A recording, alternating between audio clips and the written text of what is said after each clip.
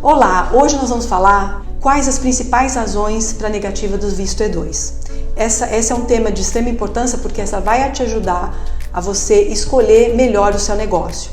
E nós também vamos dizer quais são as nossas recomendações para quando você for comprar um negócio, para que você não cometa alguns erros, perder o seu negócio ou não ter o seu visto depois renovado. Eu sou a Valquíria Pidian, da Flórida 360. Eu sou Walter Santos, da Santos Law Firm, advogado de imigração aqui em Orlando, Flórida.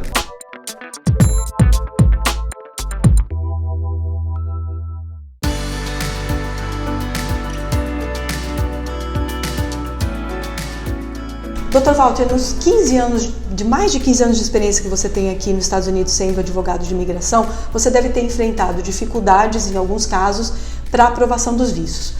Na sua opinião, quais são os principais motivos pelos quais a imigração rejeita um pedido? Sem dúvida, existem vários motivos que podem levar à rejeição. Eu vou mencionar os principais que aparecem e que a gente tem que lidar com eles.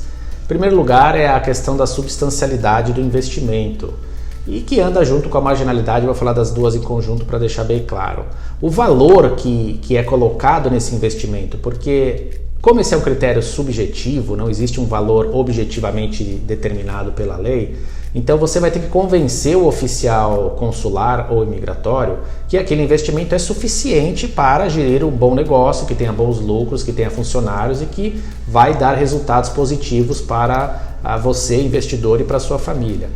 Então, o oficial consular está muito preocupado com o valor investido, como que essa operação vai se desenvolver aqui nos Estados Unidos e quais os resultados que ela vai gerar. Daí a importância de aumentar, conforme a possibilidade de cada investidor, o máximo do valor do investimento, porque isso pode impactar essa decisão.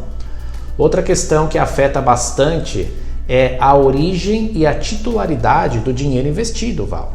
Porque veja, o investidor tem que comprovar que o dinheiro é dele. E de onde veio? Não adianta ser dele fruto do jogo do bicho no Brasil, que é ilegal. Então ele tem que provar que o dinheiro é dele e que o dinheiro tem fonte legítima, tá? Origem e titularidade são coisas distintas. Há casos em que alguém doa o dinheiro. Então, por exemplo, um pai doa o dinheiro para um filho. E pode ser um filho de 30, 40, 50, não importa. Eu preciso provar a origem do dinheiro do filho, eu provei pelo ato de doação, mas eu tenho que provar a origem do pai, porque o dinheiro, de novo, tem que ter origem, ele tem que ser limpo, ele tem que ser declarado, tem que ser sujeito à tributação e tudo mais. Então, origem e titularidade é um problema recorrente, porque muitas pessoas no Brasil têm estruturas corporativas que nem sempre refletem a realidade do ocorrido. Então você tem alguém que, não raro, as pessoas vêm e falam assim, eu tenho 7 empresas no Brasil. Aí eu falo, qual o seu percentual de participação nessas empresas? Não, eu só participo de uma. As outras estão no nome da minha mãe, nome do meu irmão, nome da minha sogra, porque você só pode ter uma microempresa no seu nome, alguma coisa assim. Então, legalmente, você não é dono dessas empresas. Então, eu não posso utilizar distribuição de lucro porque você não é sócio, você não recebe lucro dessas empresas. Então, esse é um problema recorrente, ou aquelas coisas de contabilidade bagunçada, onde você opera a conta da pessoa física, na verdade, de rendimentos que são da pessoa jurídica. Então, é um problema e a gente tem que examinar de fato a origem e a titularidade do capital. E finalmente, outro tópico que costuma ser decisivo nesses vistos é a habilidade do estrangeiro, do investidor, em falar a língua inglesa. Porque veja, você está investindo para vir administrar um negócio aqui nos Estados Unidos e o oficial consular quer saber, bom, você tem que falar inglês suficiente, o mínimo, para gerir esse negócio. Você tem a posição de direção e controle do seu negócio. Se você não falar inglês, o seu negócio vai naufragar, ele não tem perspectiva de ser bem sucedido. Então falar inglês é essencial para o investidor estrangeiro. Ah, mas eu não sei muito, eu não tenho fluência. Bom, um mínimo de fluência, você não precisa ser o top da língua inglesa, mas você tem que falar o mínimo para se comunicar e conseguir dar comandos, entender as trivialidades do negócio, as necessidades básicas dele e levá-lo adiante. Então, essas são, em regra, os motivos que mais levam à negativa. Um outro ponto que nem sempre aparece, mas é importante ressaltar. Eu mencionei a doação de pai para filho. Veja, Um pai doar para um filho de 18 anos, 19 ou 20 anos não necessariamente leva à aprovação do visto. Por quê? Porque esse jovem ainda não tem experiência corporativa ou administrativa, e isso também é um indicativo de possível naufrágio do negócio americano.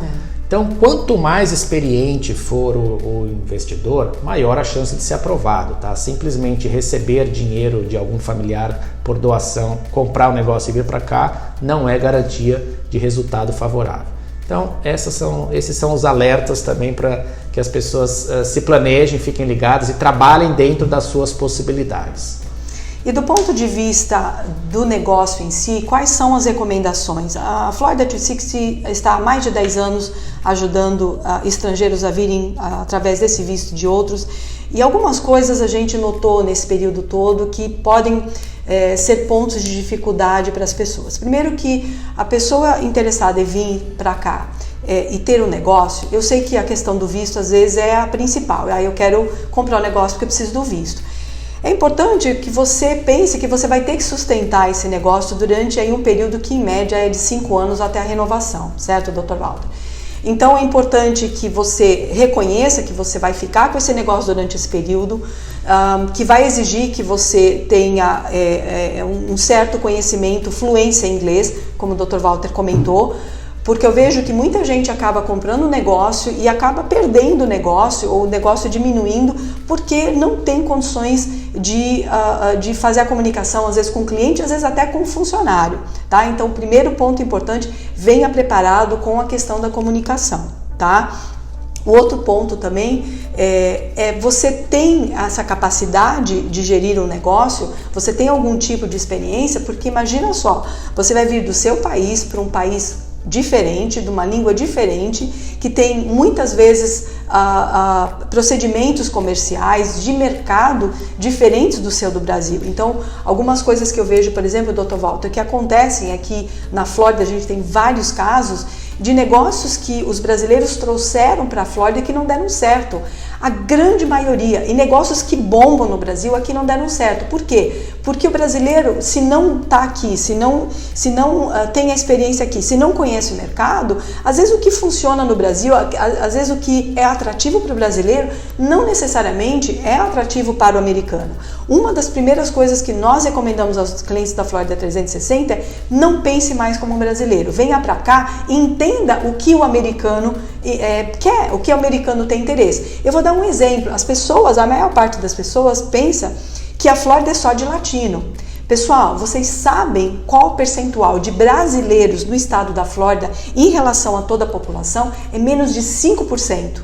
A gente pensa, né, Dr. Walter, a gente tem um monte de brasileiro aqui, parece que só tem brasileiro na Flórida, porque a gente acaba indo nos meios onde tem bastante brasileiro, mas não significa que só tem brasileiro aqui. 95% são não brasileiros, significando o quê? Se você vier para cá pensando em servir 5% da população, o seu negócio está fadado a não ter sucesso. Você tem que pensar o que o mercado, o que aquela localização precisa. Eu acho que esses são os principais cuidados e, obviamente, fazer esse negócio aqui com um broker licenciado, como nós da Florida 360, que vai te orientar os passos. Existem várias questões legais que você precisa saber antes de comprar o negócio. Não resolva só o seu problema do visto. Você tem que manter esse negócio também. Importante essa dica, ok? Então, pessoal, no próximo vídeo nós vamos abordar outro assunto bastante importante da questão do E2, que e se eu não qualificar para o E2? E se eu não tiver a cidadania de um país com tratado comercial com os Estados Unidos? Dr. Walter, quais são as outras alternativas? Então, pessoal, muito atento ao nosso próximo vídeo para você aprender outras opções de imigração aqui para os Estados Unidos, ok? Tchau, tchau!